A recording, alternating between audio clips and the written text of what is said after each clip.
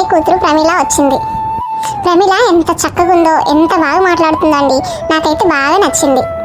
ప్రమీలని మన ఇంటి కోడలు చేసుకుంటే బాగుంటుంది. ఏమంటారు మీరు? మీకు ప్రమీలను చేసుకోవటం ఇష్టమేనేరా?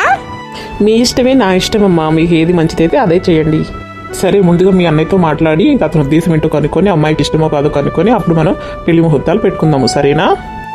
సరే సరే అండి, చాలా మంచి మాట చెప్పారు మీరు. వీళ్ళిద్దరు పెళ్ళి అయిపోయిందండి. ఇప్పుడు నాకు చాలా సంతోషంగా ఉంది. అవునే, నాకు కూడా చాలా ఆనందంగా ఉంది. చూడమ్మా, మీ వదిన చనిపోవడంతో అమ్మాయిని అల్లారు ముద్దుగా పెంచాను. దానికి పని చేయటం కూడా రాదు. అన్ని జాగ్రత్తగా నువ్వే నేర్పించమ్మా. నువ్వే అన్ని జాగ్రత్తగా నేర్పించు. తల్లిలాగా చూసుకో. ఏదైనా తప్పు చేస్తే కడుపులో దాచుకోమ్మా. ఏదైనా పొరపాటు చేస్తే కడుపులో పెట్టుకోగాని సాధించుకోమ్మా. నీ కూతురులా చూసుకుంటావని నమ్మకంతో నీ చేతిలో పెడుతున్నాను. నా బిడ్డని జాగ్రత్తగా చూసుకోండి. అదేంటన్నయ్య అంత మాట అన్నావు? కూతురైనా కోడలైనా రెండు ప్రమీలనే కదా నాకు. నువ్వు అస్సలు దాని గురించి ఏం బాధ పెట్టుకోకు.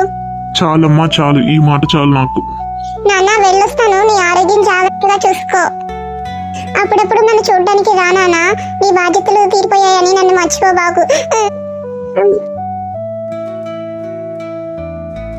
ఏంటత్తయ్య, మీకోసమే ఎన్ని వంటకాలు చేశాను.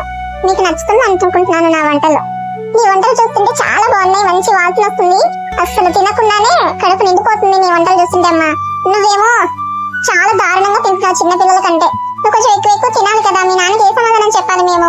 మా అమ్మాయికి అన్నం కూడా పెట్టట్లేదా మీరు అని అంటాడు. నువ్వు బాగా తింటేనే కదా బలం వస్తుంది ఇన్ని పనులు చేయడానికి. సరేనా?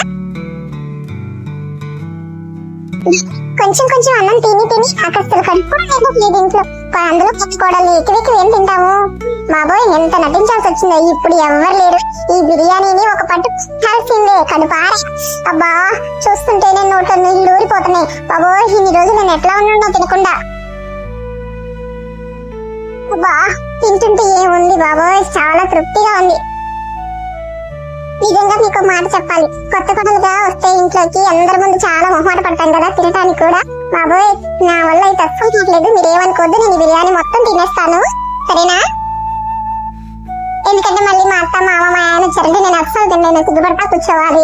నాకేమో కొత్త ఇల్లు కొత్తగా ఉంది. మన సొంత ఇంట్లో పుట్టింట్లో ఉన్నంత ఇదిగా మన అత్తగారింట్లో ఉండలేం కదా ఫ్రెండ్స్. మీరేమంటారు? కామెంట్ లో చెప్పండి. అమ్మయ్య, ఇన్నాళ్ళకి చాలా తృప్తిగా తిన్నాను. అమ్మయ్య, ఇన్నాళ్ళకి సంపూర్ణంగా తిన్నాను ప్లేట్ మొత్తం. లేకపోతే నా వల్ల అసలు కావట్లేదు బాబోయ్.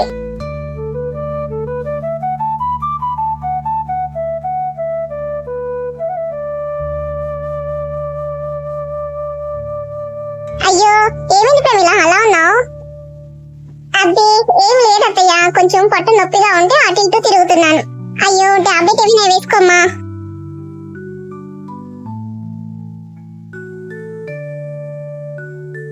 అమ్మో, వీళ్ళు ఇప్పుడు వచ్చారు కనుక సరిపోయింది. ఇంకొంచెం ముందుగా వచ్చుంటే నేను దొరికిపోయేదాన్ని. బాబాయ్ ఊహించుకుంటుంటే చాలా టెన్షన్ గా ఉంది కదా. అప్పుడు నాకు ఇష్టమైన పనులను ఎన్నాళ్ళకి తీసుకొచ్చాడు. ఎలా ఎవరికి తెలియకుండా తినేయాలి, ఏమీ మిగిల్చకూడదు. అమ్మయ్య, ఇప్పుడు అందరూ పడుకున్నారు. ఇక నేను పండ్లు ప్రశాంతంగా తినేస్తాను.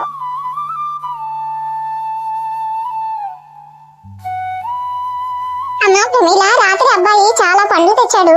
అయ్యి నువ్వేమన్నా చూసావా? ఎట్లన్నా పెట్టావమ్మా? ఏమో అత్తయ్య, నాకు తెలియదు. నేను కూడా వాటి కోసమే చూస్తున్నాను. ఇల్లంతా చూసినా ఎక్కడా తిరగలేదు. ఏమో అత్తయ్య, నేను కూడా వాటి కోసమే చూస్తున్నాను. మీరే ఎక్కడో వాటిని దాచేస్తారేమో అనుకున్నాను. నేను ఇప్పుడు అలా చేస్తాను. అయినా ఏంటి ఇంత అయోమయంగా ఉంది. మా అత్తయ్య చేతి వంట సూపర్. ఈ వాసనకి నా మతి పోతుంది. తిన్నావా నువ్వు? నాకు ఏం చేయాలి? వీళ్ళందరూ తింటేనేమో నాకు కొంచెం కూడా మిగలదు.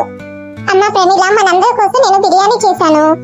మన పక్క వీధిలో మనోళ్ళది ఒక చిన్న పుట్టినరోజు ఉంటే నేను అక్కడికి వెళ్తున్నాను. మీ మామయ్య గారు అలాగే అబ్బాయి వస్తే వాళ్ళిద్దరికి వడ్డించు. అలాగే అత్తయ్య, మీరు కొంచెం నిదానంగా రండి అత్తయ్య, నేను అన్ని చూసుకుంటానులే. సరే అమ్మా, నేను వెళ్తా. వావ్, బిర్యానీ! ఇప్పుడు ఇంట్లో ఎవ్వరు లేరు. దీని ఒక పట్టు పట్టేయాల్సిందే. ఇంకా నేను ఇంట్లో నమ్మలేను బాబోయ్. నేను కొంచెం బిర్యానీ తింటాను, ఏమనుకోవద్దు. నేను కొంచెం బిర్యానీ తింటాను, మీరు ఏం తప్పుగా అనుకోవద్దు నా గురించి. నేను బిర్యానీకి కంట్రోల్ అవ్వలేను. ఇంకా కొంచెం మిగిలింది, ఏం చేద్దాం? సర్లే, రాత్రికి తిందాం ఇంకోసారి వీళ్ళంతా నిద్రపోయిన తర్వాత. కానీ బిర్యానీ అంతా నేనే తిన్నానని వీళ్ళకి మాత్రం అస్సలు తెలియకూడదు. ఇప్పుడు నేనేం చేయాలబ్బా? ఎవరికి తెలియకుండా ఉండాలంటే? వావ్, సూపర్ వీడియో వచ్చింది. ఏంటంటే బయట కుక్క ఏదో మురుగుతుంది. ఇప్పుడు కనుక ఒక ప్లేట్ లో తీసుకెళ్లి కొంచెం అన్నం అలా జల్లేసి ఎవరికి తెలియకుండా అనుమానం రాకుండా కుక్క తినేసిందని చెప్తే మా అత్తయ్య ఈజీగా నమ్మేసింది. నువ్వు తింటూ ఉండు, నేను ఇప్పుడు బయటకు వెళ్ళొస్తాను.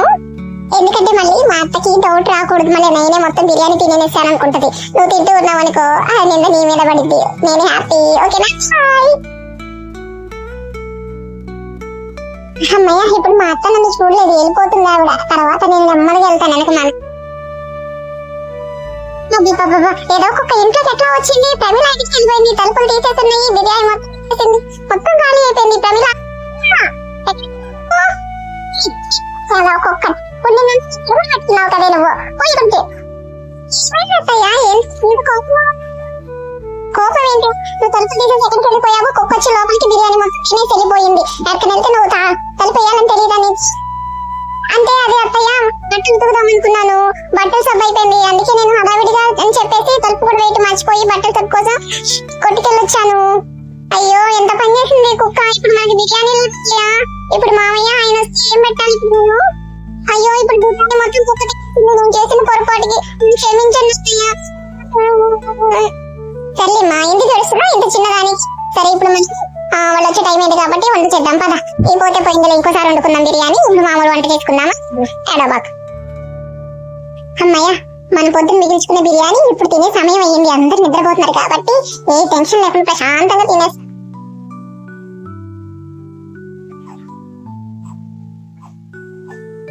ఇట్టిలు వచ్చేస్తున్నాయి. ఈ సౌండ్కి ఎవరైనా వస్తారేమో. రాకుండా బాగుండు. తెలుస్తారేమో ఎట్లా? కోడలా, అయ్యో అత్తయ్య గారు చూసేసారు. అత్తయ్య గంటలో పడిపోయాను. ఇప్పుడు నేనేం చేయాలి? అయ్యో, అత్తయ్య గారు గంటలో పడిపోయాను అనవసరంగా. చిచ్చి, ఇప్పుడు నేనేం చేయాలి? ప్రమిళ, అసలు ఏంటి ఇదంతా? నాకేం అర్థం కాలేదు. నిజం చెప్పు, అసలు ఇంట్లో ఉన్న తినుబండరాలన్నీ మాయమవుతున్నాయి. ఇదంతా నీ పనే కదా? అవునత్తయ్య, నాకు తినడం అంటే చాలా ఇష్టము. నేను అస్సలు కంట్రోల్ అవ్వలేను తినకుండా. నేను ఎప్పుడు తింటూనే ఉంటాను. మా ఇంట్లో కూడా ఏంటే. మరి ఇంటికి వచ్చిన మొదటి రోజు ఏమి తినట్టుగా ఉన్నా? అంటే అత్తయ్య, మీ అందరి ముందు తింటే ఏమనుకుంటారో అని అలా చేశాను. ఓసి నా కోడలా, ఇంత తిండిపోతు కోడలా నేను చేసుకున్నది. ఇక నా ఇల్లు గుళ్ళే. చచ్చాన్రా భగవంతుడా. అబ్బా ఊరుకోండి అత్తయ్య, మీరేం తక్కువ కాదు. మొన్న వండుకొని మీరు చాటుగా మొత్తం తినేశారు, మాకు ఎవ్వరికి మిగల్చకుండా. అది నేను చాటుగా చూశాను. నాకు తెలియదు అనుకున్నారా మీ సంగతి? మరి దాన్ని ఏమంటారు? అంటే అది నువ్వు మొత్తం చూసేసావా? సరే ప్రమిళ, అయితే ఈ విషయాన్ని ఎవరికి చెప్పకు. నీ గురించి కూడా నేను ఎవ్వరికి చెప్పను. ఇక నుంచి మన ఇద్దరికి ఇష్టమైంది వండుకొని తిందాం. అవునవును, మేము ఎవరికి చెప్పంలే. చూసారు కదండి ఇప్పుడు దాకా మన వీడియోని. మీకు ఎలా అనిపించిందో కామెంట్ లో చెప్పండి.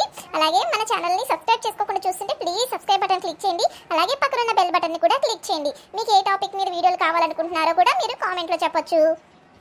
అత్తయ్య, మీరేమైనా మాట్లాడండి. మన వీడియోస్ చూసిన వాళ్ళ గురించి మీరేమైనా చెప్పాలనుకుంటున్నారా? అవునండి, ఇప్పుడు దాకా మీరు మా వీడియోలు చూసి మా షార్ట్ వీడియోలు ఎంతగానో మీరు ఆదరిస్తున్నందుకు మీకు చాలా థ్యాంక్స్ అండి. అలాగే ఇంకా మీ ముందుకి మంచి మంచి కంటెంట్ మేము తీసుకొస్తాము. మీకు ఏ టాపిక్ మీద కావాలనుకుంటున్నారో అది చెప్పండి. ఇప్పుడు దాకా మన వీడియో చూసినందుకు మీ అందరికీ చాలా థ్యాంక్స్. సబ్స్క్రైబ్ చేసుకోవడం మాత్రం మర్చిపోకండి. మమ్మల్ని కూడా